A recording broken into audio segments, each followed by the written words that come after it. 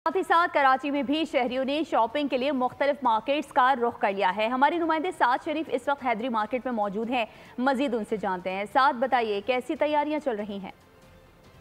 जी, इस वक्त मैं हैदरी मार्केट में मौजूद हूँ और ईद की शॉपिंग शुरू हो चुकी हैं, जबकि अफ्तार के बाद से यहाँ पर मार्केट्स में एक आवाम का एक खासा रश देखा जा रहा है। इस वक्त मेरे साथ यहाँ पर एक फैमिली मौजूद है, इनसे जानते हैं क्या खरीदो फरोख्त इस वक्त चल रही है और महंगाई है या नहीं है, इस पर क्या? महंगाई तो बहुत ज़्यादा है और जो है वो कलेक्शन भी इतनी ज़्यादा ख़ास नहीं आई हुई है।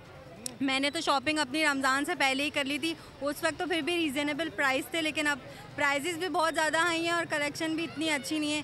ये मेरी बहन रिसेंटली अभी शॉपिंग कर रही हैं तो उनको आइडिया हो रहा है कि प्राइसेस कितने ज़्यादा हाई हैं और कलेक्शन अच्छी नहीं है। ख़वातीन अमूमन जो है वो बहुत ज़्यादा शॉपिंग कर रही होती है, तो क्या क्या चीज़ें खरीद ली और क्या क्या चीज़ें रह गई हैं, उसकी लिस्ट तैयार की हुई है?